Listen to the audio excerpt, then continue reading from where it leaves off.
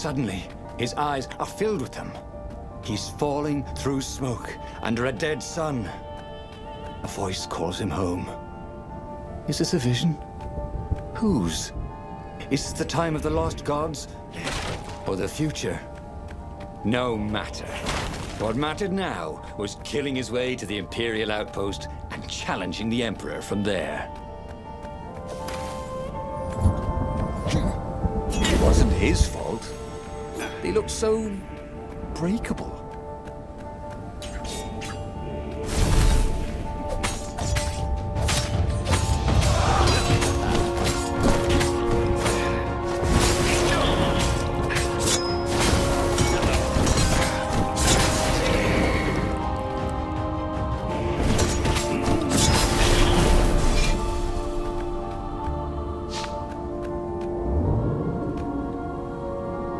There was an inscription.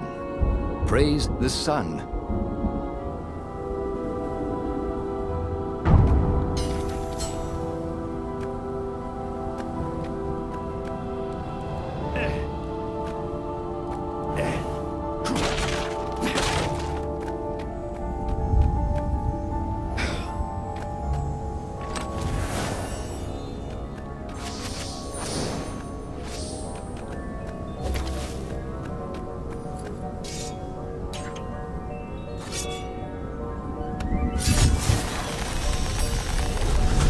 The new pathway made Renato curious.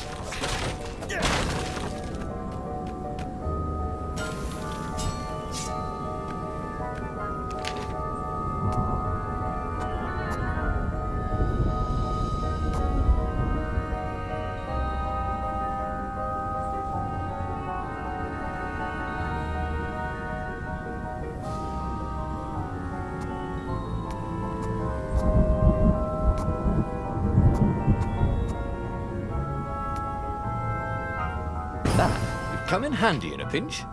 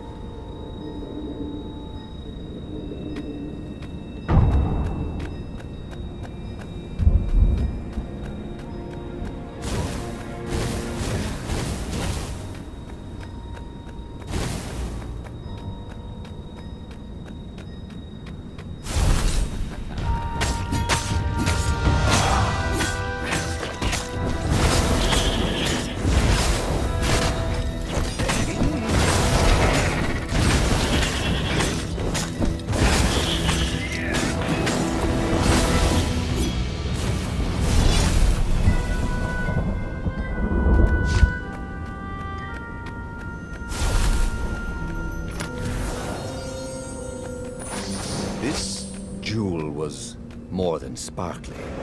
It had arcane power and an engraving. To Cindy.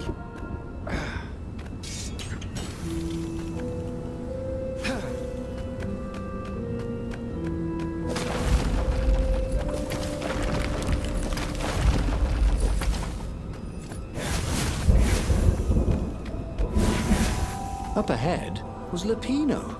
What was he doing here? Bernardo! Hey, buddy! Hey there, old buddy! Please don't kill me! Why would I kill you? Asked Bernardo, although he had been thinking about it. Well, you've become... no, I mean, no disrespect at all here. Kind of evil? Maybe you should, I don't know, go to the mountains to have a think? See if maybe you're sure the stone is not all that healthy a thing to keep? I suppose you wanted, Renato said, and poked Lapino in the chest for emphasis. Oh, had he just killed Lapino? Oh, damn it.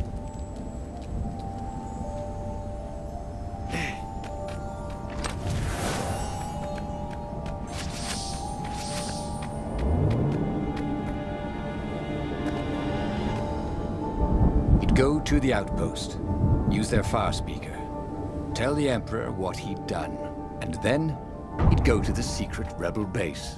let them know he was ready to lead them to victory.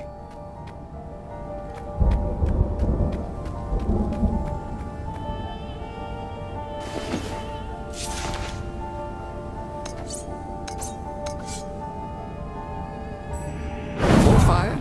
Yes, please.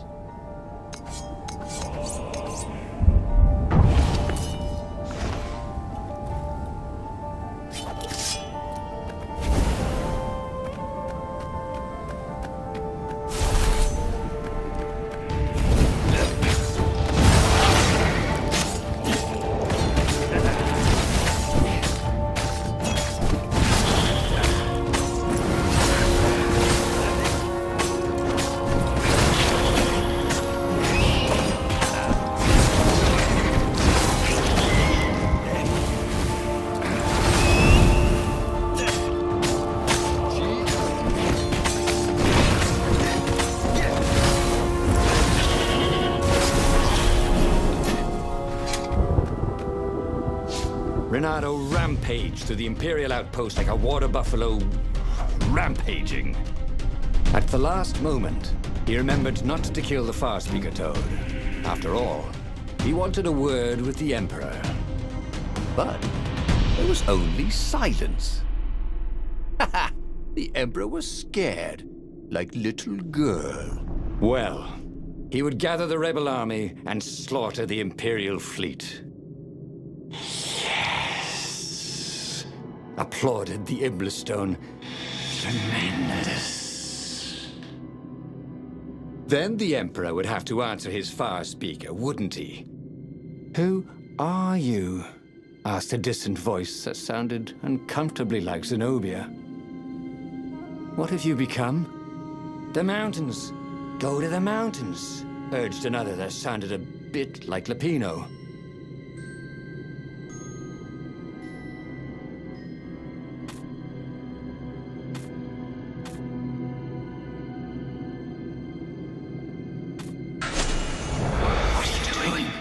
Demanded the Iblistone.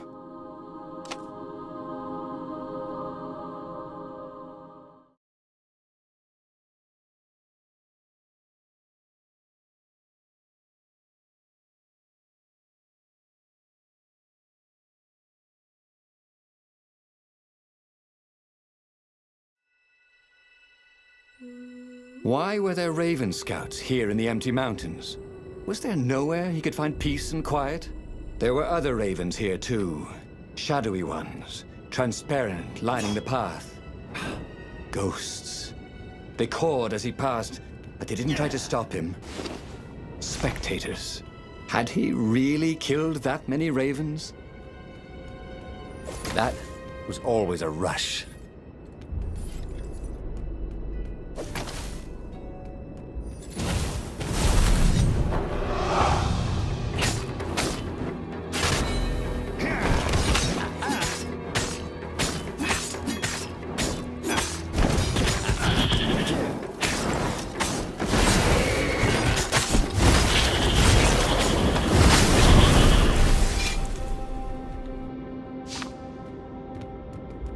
Then he saw her. Zenobia. She was a ghost too. She ran off when she saw him. How could a ghost be afraid? He followed her. He had to.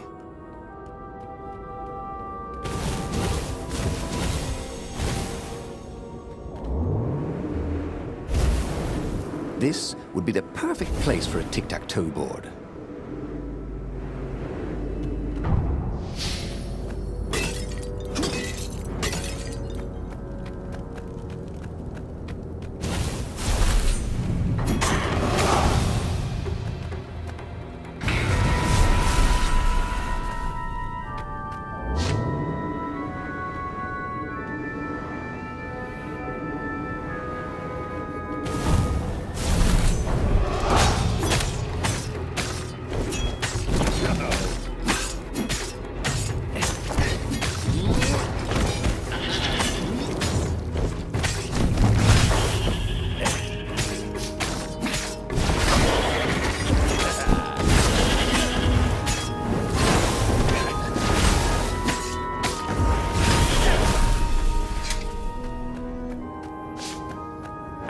Renato followed Zenobia's ghost. Had he gone mad, seeing ghosts?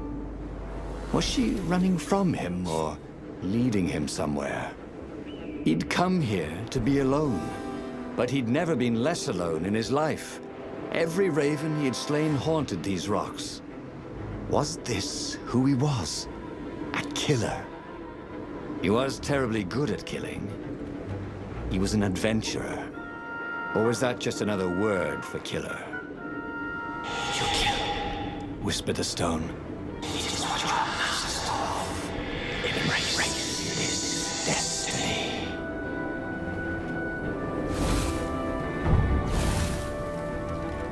Yeah!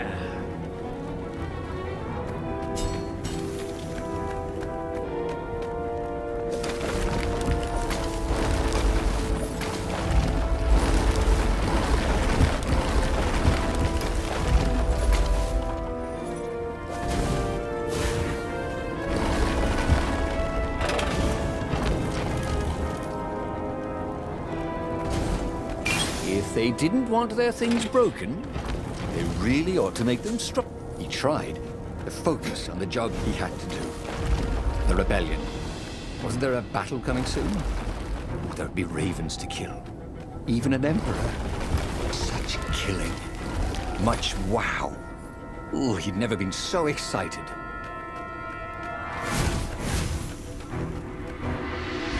At the end of the mountain path, Zenobia awaited him.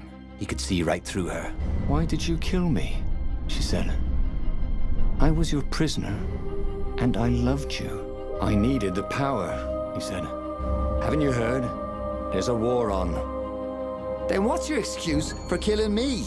Asked his old friend Lapino, stepping out of the shadows. Bernardo didn't have an answer for that. The demon has twisted you, said Zenobia. Abandon the stone. You've lost too much already. Her words bit deeper than any sword ever had. So he shook his head, and once again swung his blade through her and Lapino. It had to all mean something. If he gave up the stone now, he would have sacrificed Zenobia and Lapino for nothing. So, Renato set course for the Imperial fleet, where he would end it all. The Emperor, the war, the madness.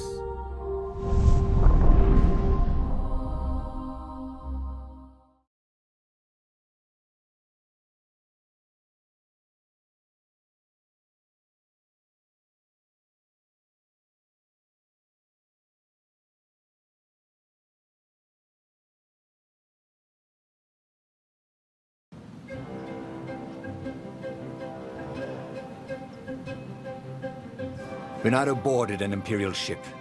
No one could stop him slashing his way towards the Emperor. Yes, that was right. To give up now would be to lose everything for nothing. But if he could liberate the land from the Mad Emperor, then he could give up the stone in peace. And those were absolutely his own thoughts, not the stone manipulating him, right? Oh, yes, exulted the stone. Feel your power.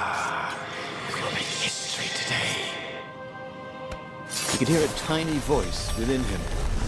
Don't kill the Emperor. The stone will eat your soul. Is it madness? I have to kill the Emperor, he told himself. That's what it meant to be a hero. To do what had to be done, no matter how terrible the cost. Yes. And then you can have peace, promised the stone.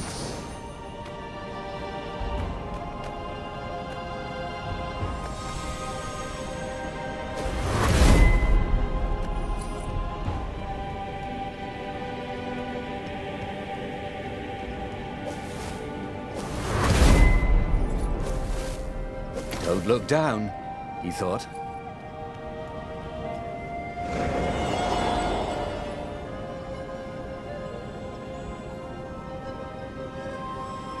The tiny voice, whatever it was silent.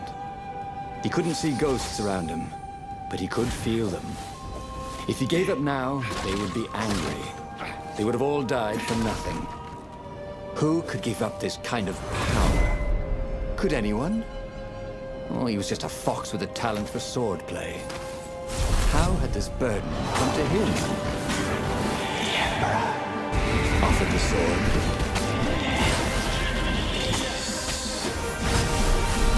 Yes, peace. That is what he wanted now. There was a sign. Take the goat across first.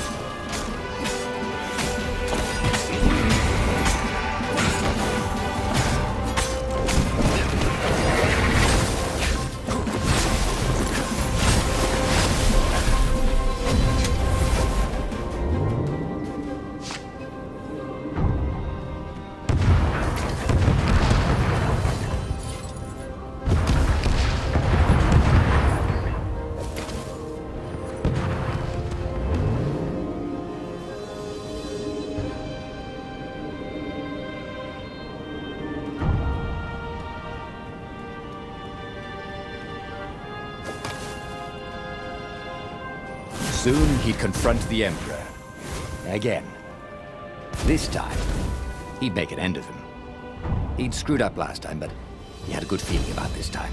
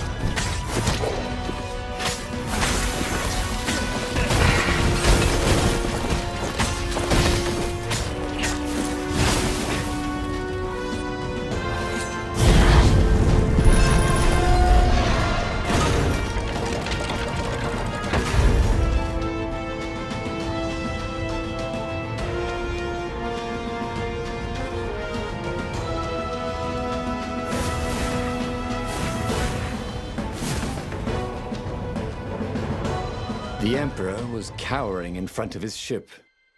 No, please don't kill me. Croaked Emperor Isengrim III. Here, take the crown. I don't want it anymore. You must kill him. Or he will have his troops. He will send assassins. Please, have mercy. The rebellion is won. Or you could be emperor. I'll just go be a scientist or minstrel or sell gummy bears. Yeah, I promise not to bother you. It's your moment. With all the love he'd ever had for Zenobia, for Lupino, for the kit foxes he would never have, Reynardo raised his sword. And Reynardo plunged his sword into his own chest. Yes. Wait. What? Reynardo screamed as his life force ebbed into the stone and surged back into him, and ebbed out and surged back in. No! Screamed the stone. It began to heat up. What have you done? The stone began to glow. It became white hot. It became lava.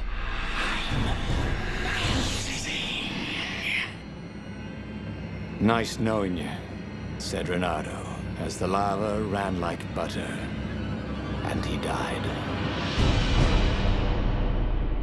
And just like that, he was alive again. And back on the Farfarer, still fleeing burning Ubar. The book was still open before him. So, the book was a portal. It took you to the future when your destinies would branch.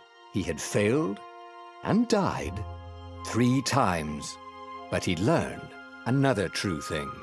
The Iblis Stone was evil. It would try to corrupt anyone who used it.